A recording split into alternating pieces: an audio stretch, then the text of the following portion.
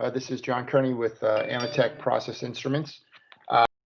Welcome you to the webinar that we're hosting today on combustion analyzers for process safety. That's going to be delivered by Tim Talon. Just a couple of administrative items, and then I'll turn it over to Tim. First of all, we are going to record the webinar. I started that recording already, so we'll make this available on our Amitech YouTube channel within the next 24 hours or so. I'm going to try to make sure everyone's on mute as they're on the meeting, but if you can, just make sure your phone or your computer is on mute to minimize the background noise. If you do have a question during the session and we would like it to be interactive, you can do that in a couple of ways. You can ask through the chat window by pressing the little icon that looks like a little quote box at the bottom of your screen, and you can type a question in the chat. I'll try to interrupt Tim to address that, or you can unmute yourself and ask a question verbally if you prefer to do that. With that, Tim, I'll turn it over to you. All right, thank you, John. Welcome, everybody. Thank you for joining me today on today's webinar. So as you're aware, today's discussion is on combustion analyzers for process safety. And now as an overview of this webinar, the purpose is obviously to give you the requirements of a combustion analyzer to ensure process safety as well as combustion control. We'll touch upon all the critical items such as common safety risks within the process industry, as well as reviewing some key fundamentals for safe combustion, as well as combustion measurements, safety control systems, safety interlocks. We'll talk about SIS, safety instrument system, safety instrument function, designing for safety, and really what SIL does and does not guarantee. And at the end, we'll kind of give you some examples with the WDG-IV combustion analyzer and some process safety interlocks. And at the end, there will also be time available for questions if needed. So getting started. So let's talk safety. Safety, as we talk about safety, we need to talk about risk as well. And combustion equipment of all different types has an inherent process risk. So it's our goal to minimize that risk and prevent near misses and disasters. So together, coming together on this, and through safety and safety systems and safety devices, we can together prevent catastrophic events and ensure the safety and protection of personnel and plant equipment. Now, just to talk about identifying the risk, the leading causes of combustion catastrophe are operator error, inadequate controls and safeties, and poor maintenance of the burner and burner-related devices. In 2014, power boilers posed high numbers of incidences, almost 60% of all total combustion accidents, and over 70% of deaths and almost 60% of injuries for this industry as a whole. The concern is that most industrial sites do not have adequate training for startup and shutdown procedures, for daily operation, and for maintenance. And there's also the realization that small explosions, even furnace puffs and near misses, are more common than you think. So just being mindful of the risk that's inherent to combustion equipment, but also being mindful of how we can work together to keep that, to minimize that risk moving forward.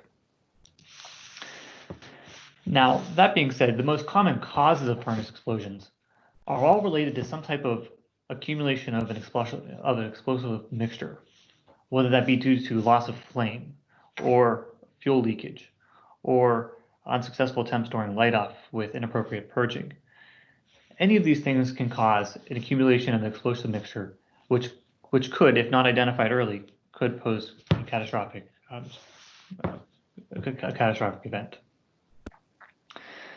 Now, as we look ahead, we're going to talk a little bit about the fundamentals of combustion and combustion theory, just to get us all on the same page.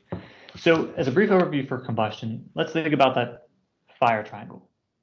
Combustion requires three things that the fire triangle tells us. Combustion requires oxygen, fuel, and heat, or some type of spark. And inadequate combustion can create combustibles due to poor mixing of the burner or the heater, changing load conditions, whether that be within the fuel itself or something else like that, or malfunctioning burners or variable fuels. But if you think about it in a very simplistic way, this is overly simplified, but there's two reactions when you think about combustion. Again, overly simplified, but the first reaction is you have oxygen and fuel, in this case methane, reacting first to produce carbon monoxide and hydrogen. We call those combustibles. You also get, hydrogen and oxygen that are left for the next reaction. And then in the second reaction, those combustibles are further oxidized by the available oxygen to produce carbon dioxide and water.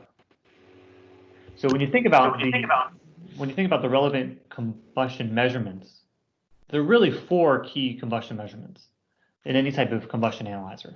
The first one is oxygen. Again, that's to maintain product quality and process integrity. It's your set point within the furnace.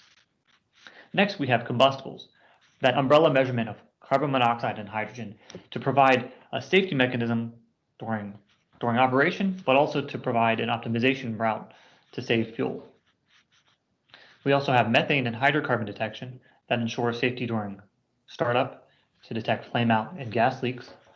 And finally, we also have sample flow as a critical measurement to ensure a representative sample in that combustion analyzer.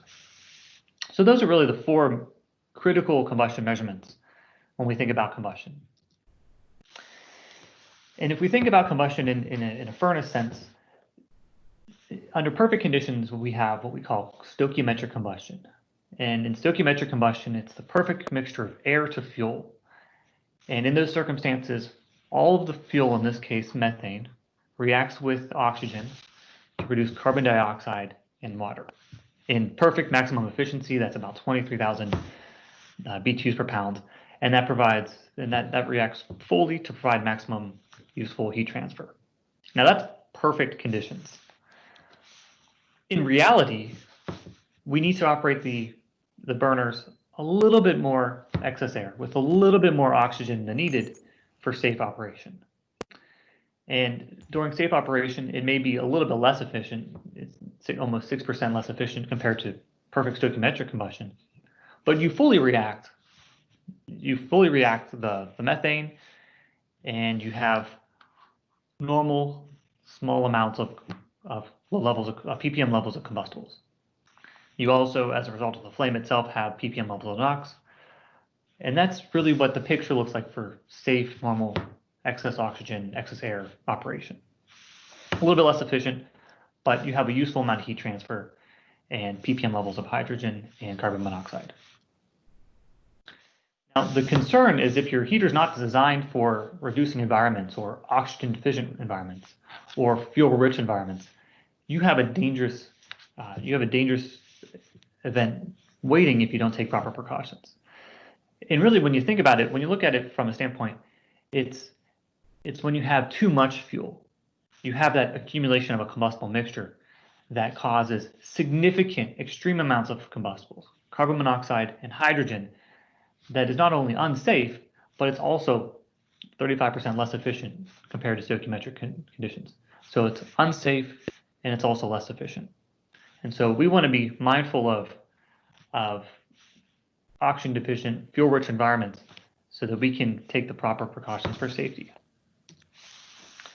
And when you compare these 3 scenarios, in the middle we have perfect stoichiometric combustion with the maximum amount of heat transfer, 23,000 BTUs per pound of fuel. If we operate just 20% excess oxygen, excess fuel, we're less efficient, but for 6% less efficient, but we're operating safely.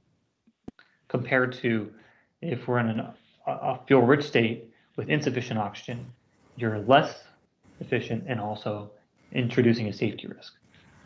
So for any type of fire heater design, for any type of fire heater operation, or any type of fire equipment for that matter, there's always some type of some amount of excess oxygen, excess fuel for safe operation. Now the question is, what is the right amount of excess oxygen? What is optimal? And that's where we can look at efficiency losses as an idea for that. So if you think about it, this is the efficiency loss due to excess air. As you introduce more air into the system, you have to burn more fuel to burn more air, to heat up more air. That introduces an efficiency loss. So as you introduce more oxygen, more excess oxygen, you have more efficiency loss. Okay, so that's one trend. But when we operate too low, we have what we call a point where we hit combustibles breakthrough, and we have a skyrocketing amount of combustibles causing unburnt fuel, unburnt combustibles, causing not only efficiency loss, but also a safety condition, a safety concern as well. So we have these two different curves that if we overlay, we can observe where there's an optimization point.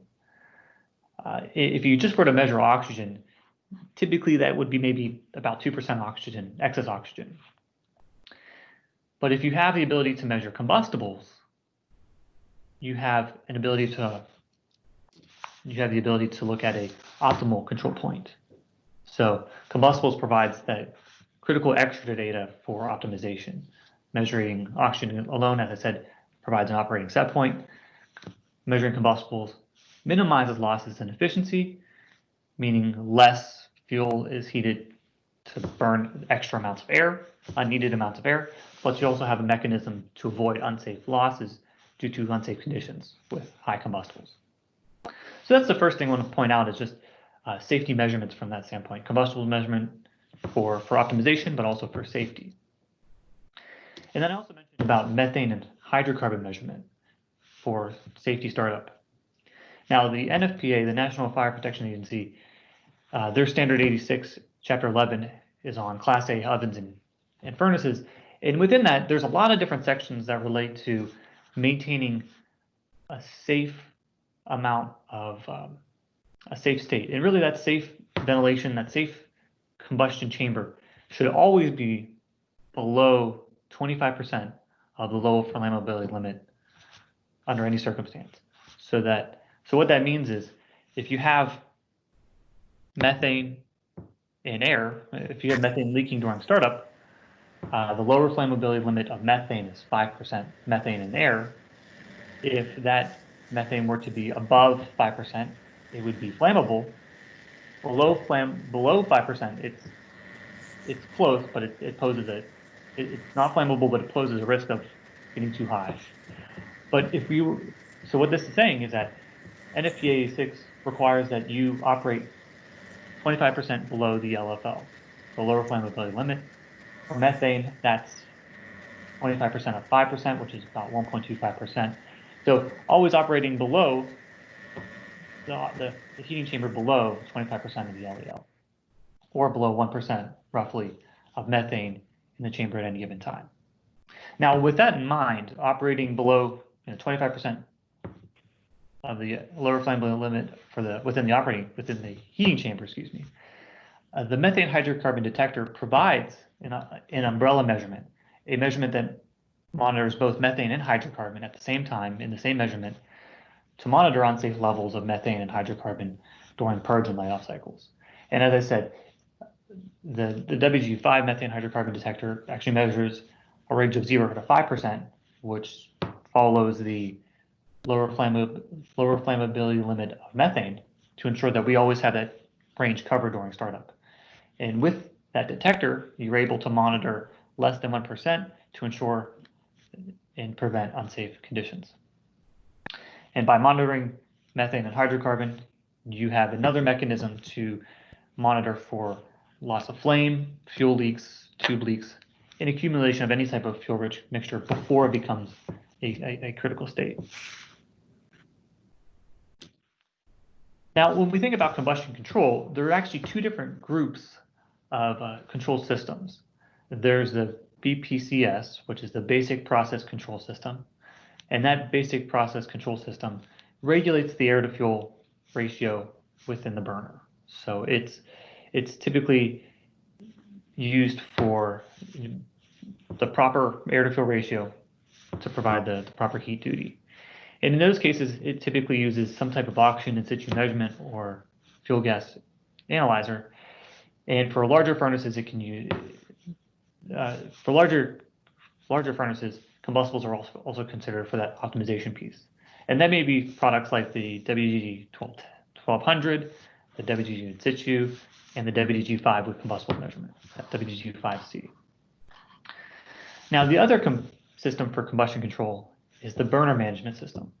And you're going to hear a lot about the burner management system moving forward, but the burner management system is dedicated to process safety. And it assists in those startup and shutdown scenarios to prevent operator error.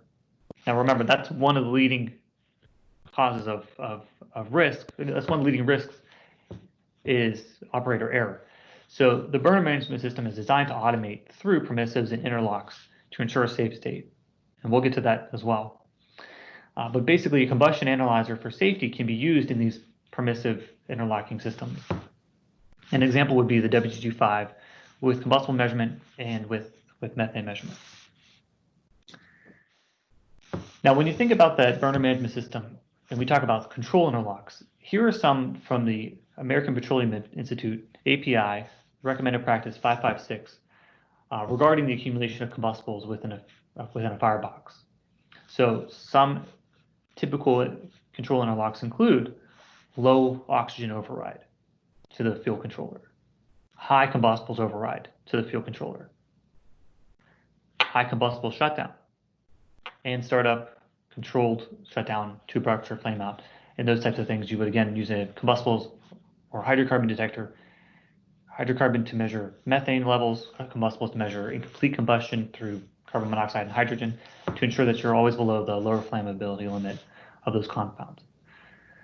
So that's just a picture of some of those control interlocks that are built into the burner management system for safety.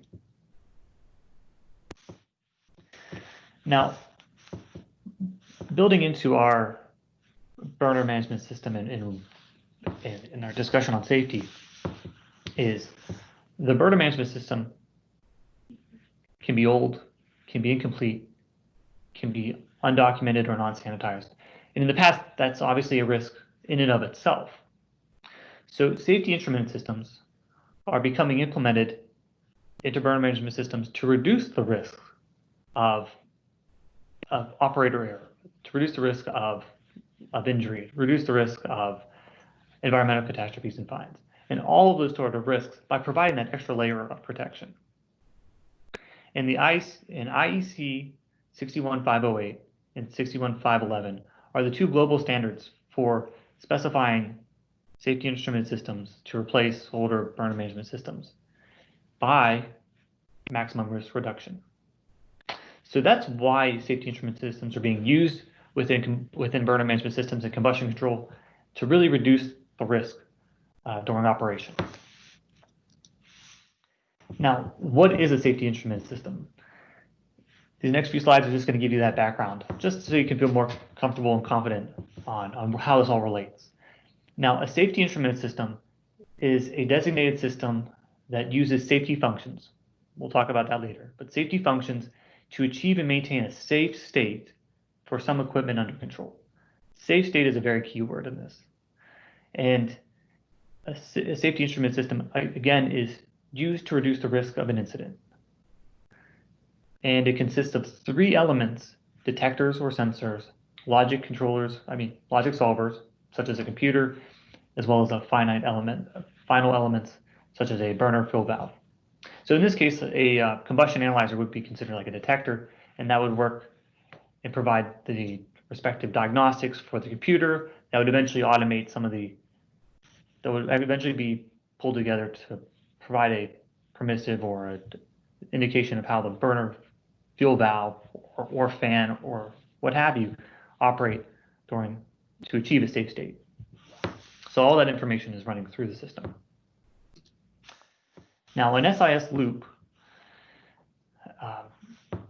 is a distinct, reliable system used to safeguard to prevent a process catastrophe or release of a toxic, flammable, or explosive chemical. And this definition came from ISA 84, which is a leading source for implementing safety instrumented systems, and 61508. And part of this is that safety instrument systems rely on safety instrumented functions. So we have a safety system that includes, these detectors, these computers and logic solvers, and these final elements, being valves and what have you. And the safety instrumented function is that combination of equipment in a safety loop to reduce the risk of a potential hazard. And it does so by automating the process to a safe state when conditions are violated. It does so by moving the process in a safe manner when permissives allow. And it does so by taking action to mitigate consequences of an industrial hazard. So really the safety instrumented function supports all of that, supports all of the safety mechanisms within the SIS type system. It's critical to an SIS system. So going a little bit deeper, and this is the last more safety technical slide, but safety instrumented functions, those functions themselves are described by SIL levels, safety integrity levels. No device like an analyzer can be certified as SIL 1, 2, or 3, but rather the safety instrument function is classified as SIL 1, SIL 2, SIL 3. Now, safety and integrity levels are basically the probability. It's that statistical representation that you have a safe, you have the integrity for safety when a process demand occurs. We'll get to that in the next slide. But the interesting takeaway is that devices like combustion analyzers can only be certified to what we would call SIL capable. And SIL capable means that they're suitable for use in a safety instrumented function according to IEC 61508 with the proper architectural constraints designed for safe failure fraction and probability failure on demand. All that means is that you have a set of equipment that safety instrumented functions. All those equipment working together provides a safety picture that has a safe failure fraction that reduces risk and then allows you to predict failures easily. Okay. Hopefully some of that settles in. But really, when we think about SIL and safety integrity levels and risk reduction, this is kind of where it all comes together. What SIL 2 represents is that you have a certain availability of safety, that you can predict that your probability of failure on demand, you have a high amount of detectable failures versus undetectable failures. And by having a high amount of detectable failures, you can inform your safety instrument system that something went wrong, and you can proactively do the right steps in order to fix that, as opposed to an undetectable failure, which could pose a risk to the system itself. So in combustion control, you typically see SIL 2, again, providing that maximum for that medium risk level, providing high reliability for detecting failure on demand.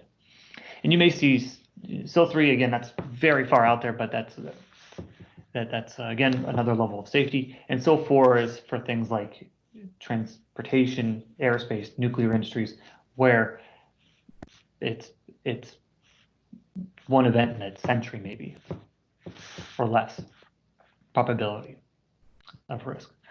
So that's kind of how safety levels match with risk reduction. Now let's talk about the combustion analyzer. I know we've had a lot of really meaty discussion on safety before this. So think about a combustion analyzer, for example. You introduce a process gas, you have some type of sample system, which includes temperature zones, detectors, software, and you receive outputs and alarms. And the question is, and you're getting a reading. But the question is can we trust that reading? Because in a basic combustion analyzer, there are a lot more unknowns with every element along the way. The sample system, the temperature zones, the cell itself, the software, the outputs, the reading itself. Can we trust that? And by designing for SIL and for safety, you have the proper mechanisms in place that provide that high level of confidence, that provide that reliability, provide that understanding that all of the critical pieces in between are intact as well. Again, that detectable failures, understanding that if something's wrong, you know of it ahead of time. There's no question before. So how do we make something designed for SIL? How do we design for safety? So I'll give you 3 examples. The first example is through a flow indicator. by ensuring that the measurement is representative of the process.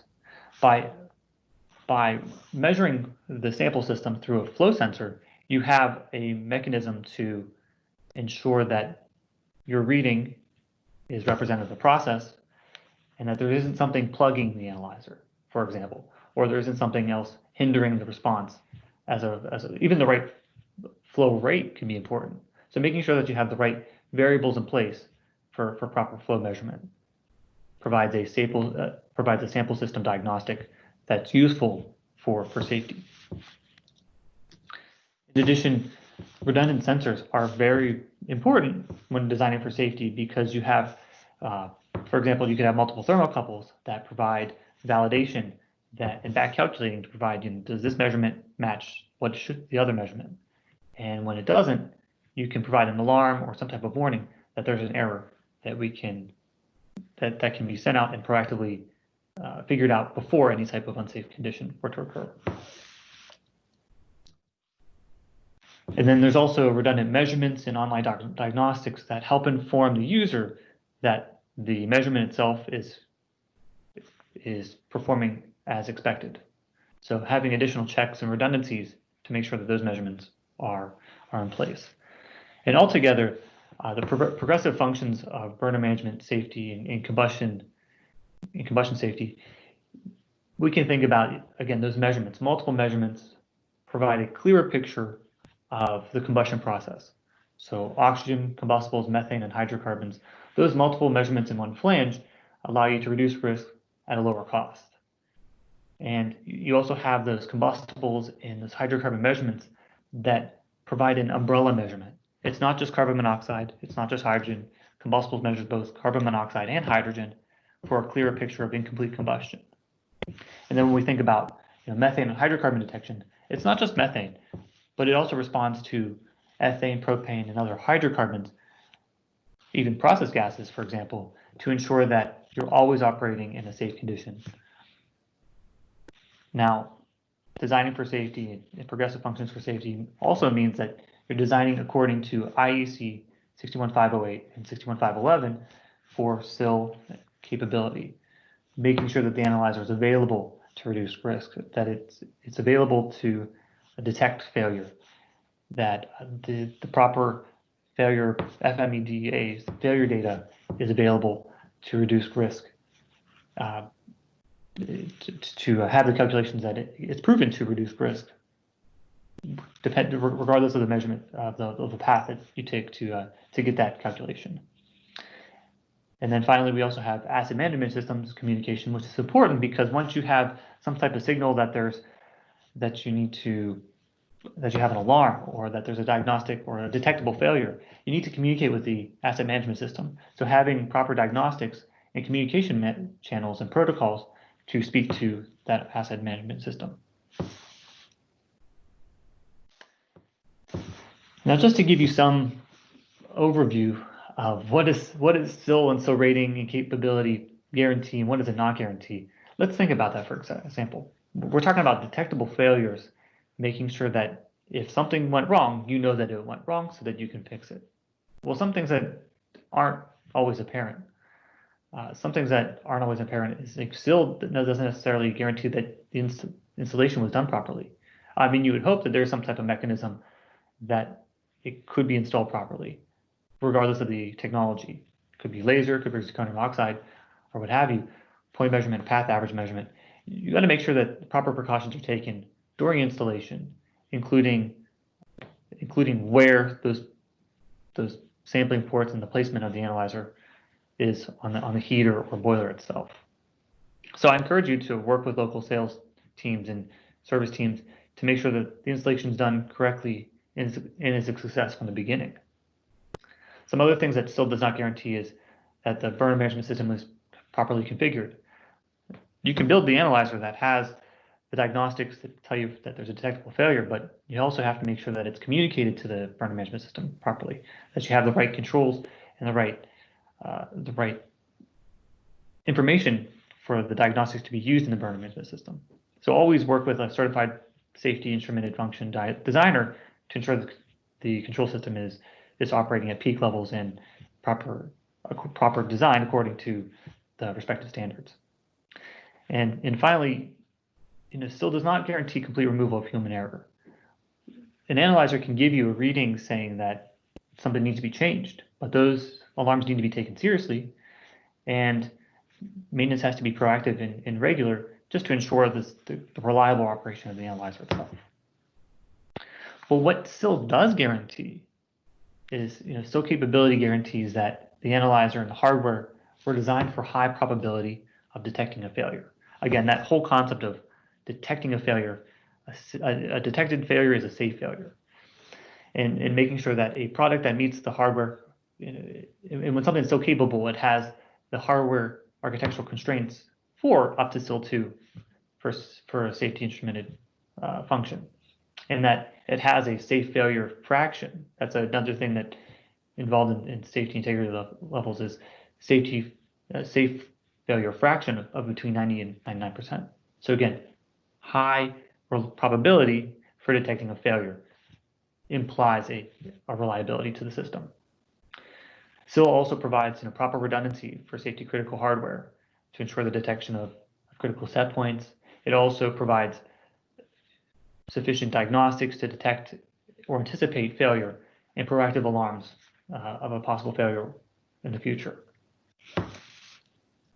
So from the safety standpoint, let's talk about the evolution of combustion analyzers.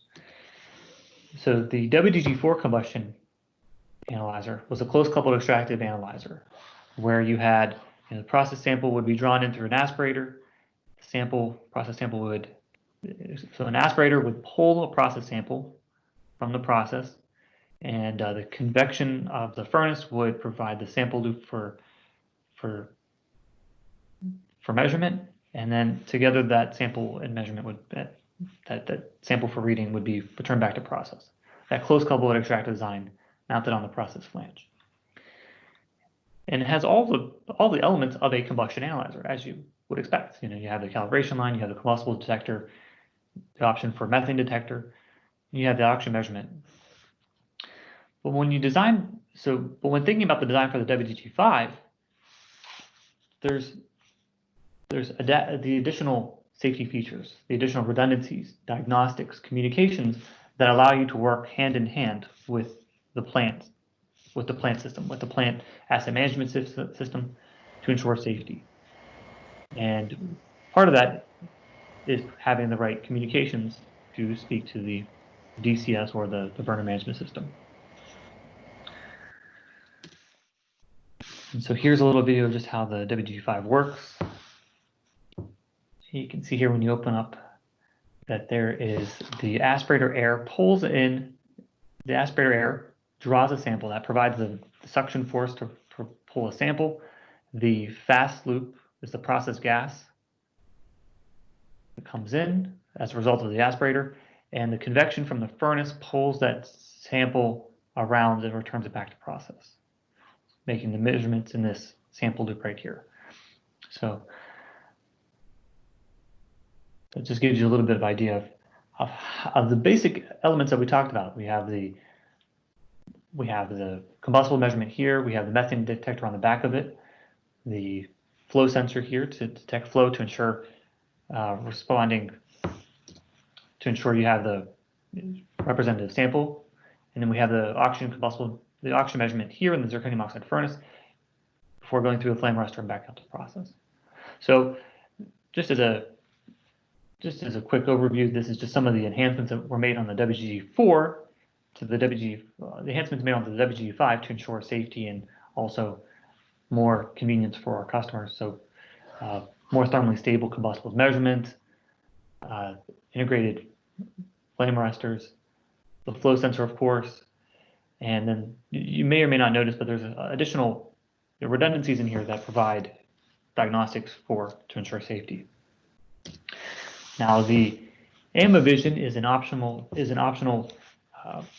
HMI for display. It provides graphical user interface, a keypad, inputs for Modbus RTU, and really linking up to 8 WDG-Vs in one AMEVision for for flexibility in operation. And it provides digital outputs, especially communications for Modbus and TCP/IP Ethernet to support plant communication processes and protocols. And just going back to how you can link up to 8, I mean, you can link up to 8 sensors in one. This is just an example of how you can link up to 4, in this case, to one AMEVision, providing that communication back to the process. Now, when we talk about safety, another thing to consider is also ease of maintenance. And one thing that the WDG-IV is designed for is the design for remote mounting. So you're able to take heated sample line and say there's a process flange up top, you can take that heated sample line from the process flange down to grade level to provide a convenience for technicians so that they don't have to climb up the stack to maintain the analyzer. So the analyzer would be mounted at grade, the heated sample line, and the aspirator are pulling the sample through the system and then return it back to process. So the thinking is if it's easier to maintain, it gets the maintenance. And part of that is when you remote mount something, you obviously want to have it in a integrated form of some sort. So this is what is one example of an integrated package for a remote mounted system. Finally, we've talked a lot about the combustion analyzer. Now let's talk about some of the interlocks before we get to questions.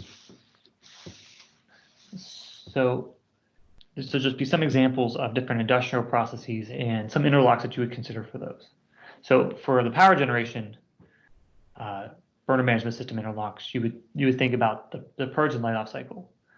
Being 1.25% methane or lower, which is 25% less than the LDL, the lower flammability limit of methane or natural gas, to provide an extra layer of protection during startup. In swing loads, you also have the percent hydrocarbon for diesel and for heat up guns, during heat up as well.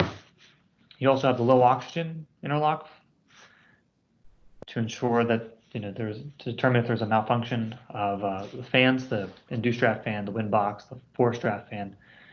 For the fuel interlock, you have the high carbon monoxide air interlock or the high combustibles air interlock to ensure that you're operating the right balance of air to fuel ratio. And then you also have the high.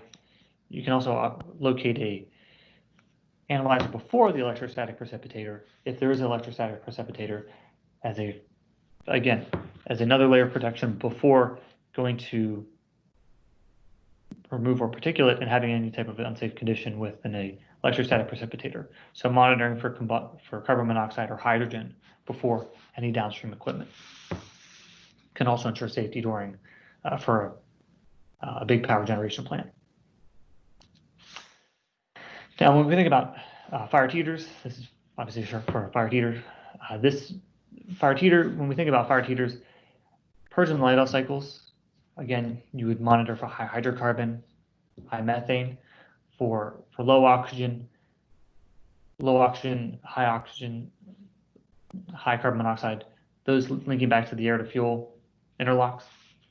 A high carbon monoxide interlock would provide heater shutdown for an unsafe condition. High hydrocarbon would be for a burn flame out, or also suffer some type of fuel liquids or leaks in the process tubes. And for something like an ethylene furnace or an ammonia refiner, again, like we talked about before, a high hydrocarbon interlock for purge and light off, interlocks for low oxygen, high carbon monoxide, high combustibles, high to determine flame outs. The interesting thing about this is you can also detect, high combustibles could also imply some type of poor flame or tube impingement that poor flame design or flame shape causing tube impingement that you may want to look at that to prevent any type of rupture. And again, you can have multiple analyzers for multiple zones for adequate representation of your fired heater to monitor those zones within the system. And then finally, when we look at industrial steam boilers, again, we talk about that same mechanism of monitoring for methane to ensure you're below the lower flammability limit of methane during purge and light off. Also monitoring methane for any type of swings within the boiler, whether that be the flame itself or the fuel itself. And again, as we talked about before, the low oxygen, the high combustibles, high combustible shutdown, all is also being other interlocks to consider for safety and safety shutdown. Now, I know we talked a lot of different topics, but I hope that gave you a very clear overview, or at least an overview of the different elements in designing for safety and combustion analyzers for safety. Now, to give you just a summary before we get to questions, here are some of the key takeaways from this presentation. So one thing is to, again, be mindful of the sources of combustion risks and leading causes of error, that being operator error, inadequate controls and safeties, and poor maintenance. So being mindful of that, being mindful of the key measurements for safe operation, how measuring oxygen provides a critical set point, how measuring combustibles provides a critical interlock for monitoring safety and optimization of the burner, and how methane and hydrocarbon detectors can be used for light off and purge cycles. Hopefully you'll also take away with you that safety instrument systems, SIS systems, are used to reduce process risk by automating to safe state. And that again is a benefit because that automation provides reduces any type of risk due to operator error or a fast moving type unsafe condition. And as we talked about before, those key interlocks provide a way to alert for accumulation of combustibles within the firebox, including monitoring for low oxygen, high combustibles, and methane, hydrocarbons like we were talking about before.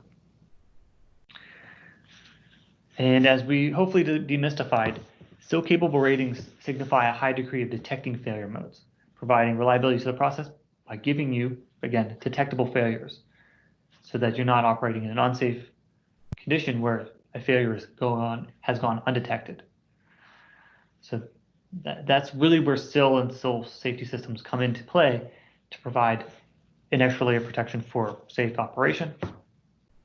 And then finally, probably the biggest takeaway is that a still capable combustion analyzer provides the diagnostics, the redundancies, the communications that are most appropriate to serve plant safety and ensure safe operation of the burner and of the heater.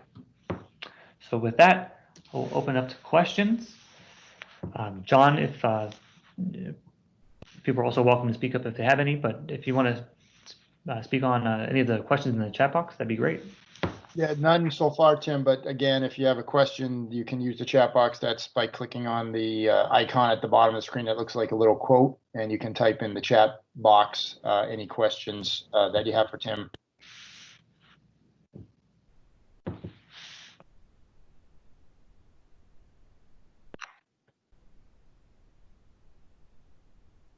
Okay, Tim, I don't see any coming in at this point. So I do want to thank you for the presentation covering both the SIL aspects and safety aspects, as well as the combustion analyzers and some relationship of those to the application itself. So I appreciate that. And yeah, I was just appreciate you putting up your contact information. I also included that in the chat box as well. Tim, one question did come in. The question is COE and CO measurements, are they the same? That's a great question. So COE, standing for carbon monoxide equivalent, and combustibles are both umbrella measurements designed to measure incomplete combustion. We'll start with that. Basically, when you measure combustibles, for example, our combustibles detector, it's calibrated to measure both hydrocarbon and carbon monoxide. That's actually part of the calibration process, is to use a mixture of ppm levels of carbon monoxide and hydrogen, and that provides our detector with the sensitivities to measure that reactive zone, that reactive window between carbon monoxide and hydrogen for incomplete combustion. So a COE detector, again, a carbon monoxide equivalent, COE, carbon monoxide equivalent detector, is also an umbrella measurement. but it's calibrated on carbon monoxide by itself. And being calibrated on carbon monoxide itself makes it more sensitive to carbon monoxide. But then when you introduce something like hydrogen, it'll read hydrogen way higher because hydrogen is much more reactive compared to carbon monoxide. So COE measures, is calibrated on carbon monoxide, again, equivalent to carbon monoxide, equivalent reactivity to carbon monoxide. So if something is more reactive to carbon monoxide, it'll give a higher reading. But really, they're both umbrella measurements. They're both designed for incomplete combustion. But combustibles, when I say combustibles, I mean carbon monoxide, hydrogen, in incomplete combustion with compounds within that reactive zone. Again, carbon monoxide equivalent, calibrated to carbon monoxide, and every compound associated with that operates more or less reactive compared to hydrogen. So like, compared to carbon monoxide. I will say that so hopefully that makes sense, that they're really both umbrella measurements. They differ mostly by calibration and sensitivity associated with calibration. Both are not able to detect methane, at least with thin film design. You really need a methane detector, a separate methane detector, to provide that level of safety measurement to really crack methane. That's the hardest part, cracking methane. And that's where combustibles and COE fit into the picture of safety and optimization. So hopefully that answered your question and tied into how methane is also a separate detection in and of itself. Tim, we have a couple other questions that have come in. Just on the COE and CO discussion, I am putting a link to we did publish a short article in our website on those terms, and I put that in as a reference. There was a follow-up question on the CO and COE, and I'll take that one first, and there's two others after that. Yep. What is the acceptable range of CO and COE with respect to ppm levels? So a lot of that is actually driven by the API, the American Petroleum Institute Recommended Practices 556 document, soon to be a standard. So looking at second edition, looking at second edition, what that prescribes or recommends is that there's alarm, is that end users, particularly within fired heaters, because that's designed for fired heaters, that's a fire heater standard, if you will, but it's at about 500 parts per million is generally where there should be an alarm. And I say generally because every process is different, every fuel is different. But API 556 recommends that you have some type of like alert or action when you hit above 1500 ppm of combustibles. And I say of combustibles because that's that umbrella measurement of carbon monoxide and hydrogen. I'd recommend that you get a copy of API 556, second edition, to verify that information so you can have a copy for yourself as well. But that's what I would say would be an acceptable limit below 1500 ppm, and really it's specific to the process, but API recommends below about 1500 ppm. And okay. operating within 500, roughly 500 ppm combustibles. Okay, thanks, Tim. Two more questions, Tim.